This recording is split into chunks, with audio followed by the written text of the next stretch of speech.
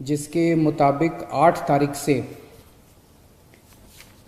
देश भर में रेस्टोरेंट खोले जाएंगे, मॉल्स खोले जाएंगे और धार्मिक स्थान खोले जाएंगे। दिल्ली सरकार भी केंद्र सरकार के उन्हीं आदेशों के मुताबिक कल से दिल्ली में रेस्टोरेंट, मॉल्स और धार्मिक स्थान खोलने जा रही है। लेकिन जब ये खोले जाएंगे तो वहाँ पे सोशल डिस्टेंसिंग के क्या क्या स्टेप्स उठाने होंगे, मास्क पहनना होगा, जितने भी एहतियात बरतने के लिए केंद्र सरकार की एक्सपर्ट्स ने, केंद्र सरकार ने जो आदेश दिए हैं, उन सारे स्टेप्स को दिल्ली सरकार लागू करने जा रही है और वो ऑर्डर अभी थोड़ी देर के बाद लागू हो जाएंगे। लेकिन दिल्ली में होटल्स और बैंकेट हॉल्स को अभी नहीं खोला जा रहा है, क्योंकि दिल्ली में बढ़ते हुए कोरोना के केसेस को ध्यान में रखते हुए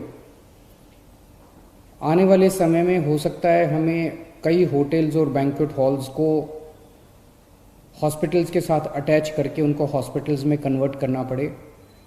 इसके मद्देनज़र अभी होटल्स और बैंकेट हॉल्स को नहीं खोला जा रहा। धीरे धीरे हम सब लोगों ने मिलके अपनी अर्थव्यवस्था तो खोल ली, बहुत सारी ढील दे दी लॉकडाउन के अंदर। लेकिन लॉकडाउन में ढील देने का ये मतलब नहीं है कि कोरोना ख़त्म हो गया। कोरोना अभी बड़ी तेज़ी से बढ़ रहा है। इसीलिए मेरी आप सब लोगों से हाथ जोड़ के विनती है कि जो भी एहतियात बरतने के लिए 3 चीज़ें बार बार कही जा रही हैं, सोशल डिस्टेंसिंग बरतें, मास्क पहने। मैं देखता हूँ कि कई लोग घर के बाहर निकल रहे हैं बिना मास्क पहने हुए। मास्क पहन के आप किसी पे एहसान नहीं कर रहे, मास्क पहन के आप अपने ऊपर एहसान कर रहे हैं।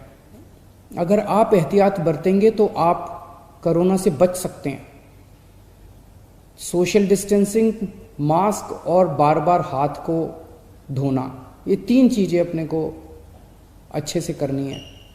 लेकिन मेरी सबसे ज़्यादा बड़ी विनती बुजुर्गों से है। सभी बुजुर्गों से मेरी हाथ जोड़ के विनती है, आप ये मान के चले कि आपके लिए लॉकडाउन ख़त्म नहीं हुआ, अभी भी आपके लिए लॉकडाउन है और आपके लिए तो और ज़्यादा लॉकडाउन है। सख्ती से लॉकडाउन करना है। मान लीजिए आपके घर में आपके बच्चे हैं, थोड़े दिन के लिए बच्चों से इंटरेक्ट करना बंद कर दीजिए, अपने घर के अन्य सदस्यों से इंटरेक्ट करना बंद कर दीजिए, एक ही कमरे में रहिए। अगर ज़रूरत है तो एक बारी बाहर राउंड लगा आइए, लेकिन किसी के साथ भी इंटरेक्ट मत कीजिए किसी भी तरह से। बुज़ुर्ग सबसे ज़्यादा, जितनी मौतें हो रही हैं उनमें सबसे ज़्यादा बुज़ुर्ग हैं। तो मेरी आपसे, जो बुज़ुर्ग हैं और जिनको कोमॉर्बिडिटी जो कहते हैं, कैंसर है या डायबिटीज़ है या सांस की बीमारी है, इन लोगों को ज़्यादा एहतियात बरतने की ज़रूरत है। पिछले हफ्ते मैंने आप सब लोगों से एक और चीज़ है, कल से दिल्ली के बॉर्डर्स खोले जा रहे हैं। 1 हफ्ता पहले हमने दिल्ली के बॉर्डर्स सील किए थे, इसलिए क्योंकि हमें ये लग रहा था कि अगर बॉर्डर्स खोल दिए तो देश भर से जो मरीज आएंगे और दिल्ली के अस्पतालों में इलाज कराएंगे, उससे दिल्ली के अस्पताल अभी जो कोरोना का इलाज कर रहे हैं, क्या उसको बर्दाश्त कर पाएंगे, क्या उस बर्डन को बर्दाश्त कर पाएंगे। इस वजह से बॉर्डर्स को सील किया गया था। कल से दिल्ली के बॉर्डर्स को खोला जा रहा है। साथ ही अभी कैबिनेट की मीटिंग हुई और ये निर्णय लिया जा गया है कि पिछले हफ्ते हमने दिल्ली के लोगों से पूछा था, हमने दिल्ली के लोगों के सामने ये प्रश्न रखा था, हमने दिल्ली के लोगों से ये पूछा था कि अभी तक कोरोना होने तक, मार्च के महीने तक दिल्ली के सारे अस्पताल पूरे देश के लोगों के लिए खुले रहते थे। दिल्ली के लोगों ने कभी अपने देश के लोगों का इलाज करने से मना नहीं किया। किसी भी वक्त हमारे दिल्ली के सारे अस्पतालों में लगभग 60-70% मरीज दिल्ली के बाहर से, देश भर से लोग आए हुए होते थे। हमने कभी मना नहीं किया। लेकिन इस वक्त दिल्ली खुद बहुत बड़ी समस्या में है। दिल्ली में कोरोना के केस बहुत तेज़ी से बढ़ रहे हैं और उसके इंतजाम करने के लिए दिल्ली सरकार, आपकी सरकार, बेड्स का इंतजाम कर रही है। चारों तरफ अस्पतालों में बेड्स का इंतजाम कर रही है। ऐसी स्थिति में अगर हमने दिल्ली के अस्पताल पूरे देश के लोगों के लिए खोल दिए तो दिल्ली के लोगों को जब कोरोना होगा तो वो कहाँ जाएंगे। इस पे हम लोगों ने जनता से विचार मांगे थे। 7.5 लाख लोगों ने अपने सुझाव भेजे और 90% से ज़्यादा लोगों का यही कहना था कि कोरोना तक, जब तक कोरोना है दिल्ली में, तब तक दिल्ली के अस्पताल केवल दिल्ली वालों के लिए रिजर्व होने चाहिए। उसके बाद हम लोगों ने एक 5 डॉक्टर्स की कमेटी बनाई। बड़े बड़े डॉक्टर्स थे। Doctor Mahesh Verma vice chancellor हैं आईपी यूनिवर्सिटी के, doctor Sunil Kumar medical director हैं जीटीबी हॉस्पिटल के, डॉक्टर अरुण गुप्ता ये प्रेसिडेंट हैं दिल्ली मेडिकल काउंसिल के, डॉक्टर आर.के. गुप्ता ये एक्स प्रेसिडेंट हैं दिल्ली मेडिकल एसोसिएशन के, डॉक्टर संदीप बुद्धिराजा ये ग्रुप मेडिकल डायरेक्टर हैं मैक्स हेल्थ केयर के।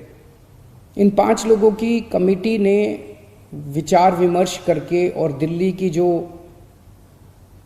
मेडिकल इंफ्रास्ट्रक्चर है, हेल्थ इंफ्रास्ट्रक्चर है, उस पर नज़र डाल के उसको सारे को एसेस करके उन्होंने अपनी रिपोर्ट दी है। और उस रिपोर्ट में और बहुत सारी चीज़ें हैं, लेकिन उनका ये कहना है कि अगर दिल्ली में इस वक्त कोरोना के केसेस बहुत ज़्यादा बढ़ रहे हैं और जून के अंत तक दिल्ली को लगभग 15,000 बेड्स की ज़रूरत होगी।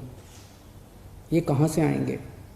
तो इसीलिए उनका ये सुझाव है कि दिल्ली के सारे अस्पताल केवल दिल्ली के लोगों के लिए कुछ महीनों के लिए होने चाहिए और दिल्ली के अस्पतालों को पूरे देश के लोगों के लिए फ़िलहाल नहीं खोलना चाहिए। उन्होंने ये कहा है कि अगर सबके लिए खोल दिया तो 3 दिन के अंदर आज जो 9,000 बेड दिल्ली सरकार ने कोविड के पेशेंट्स के लिए रखे हैं, ये मात्र 3 दिन के अंदर भर जाएंगे। इन सारी चीज़ों पे आज कैबिनेट ने गौर किया। अभी थोड़ी देर पहले हमारी कैबिनेट की मीटिंग थी और कैबिनेट ने गौर करके ये निर्णय लिया है कि हमें एक संतुलन बनाने की ज़रूरत है। दिल्ली सरकार में 10,000 बेड हैं, केंद्र सरकार में भी 10,000 बेड हैं। तो एक तरफ कल से हम बॉर्डर्स खोल देते हैं। बॉर्डर्स को खोलने के बाद दिल्ली सरकार के जो 10,000 दिल्ली सरकार के जो अस्पताल हैं, वो अस्पताल केवल दिल्ली के लोगों के लिए रिजर्व होने चाहिए। केंद्र सरकार के जो अस्पताल हैं उसमें भी 10,000 बेड्स हैं। वहाँ पे कोई भी देश भर से आके अपना इलाज करा सके, उसके ऊपर दिल्ली सरकार कोई आदेश नहीं पारित कर रही, उसके ऊपर कोई तो जो जैसे आज व्यवस्था है कि केंद्र सरकार के अस्पतालों में कोई भी जाके इलाज कराता है, केंद्र सरकार के अस्पताल सबके लिए खुले रहेंगे। प्राइवेट अस्पताल केवल दिल्ली वालों के लिए रिजर्व रहेंगे कोरोना तक। लेकिन कुछ प्राइवेट अस्पताल ऐसे हैं जो स्पेशल किस्म की सर्जरी करते हैं, जो सर्जरी बाकी देश भर में अवेलेबल नहीं है और लोगों को अपनी जान बचाने के लिए दिल्ली आना पड़ता है।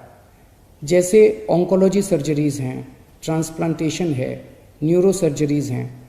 इस किस्म की कुछ सर्जरीज़ जो कुछ चंद अस्पताल करते हैं, उन सर्जरीज़ के लिए देश भर से लोग अगर दिल्ली आके अपनी सर्जरी करवाते हैं, वो पूरे देश के लोगों के लिए खुला रहेगा। तो मुझे लगता है कि ये एक बैलेंस है जिसमें दिल्ली वालों के हितों की भी रक्षा होगी और देश भर से अपने जो नागरिक दिल्ली आके अपना इलाज कराना चाहते हैं उनके हितों की भी रक्षा होगी। बहुत बहुत शुक्रिया।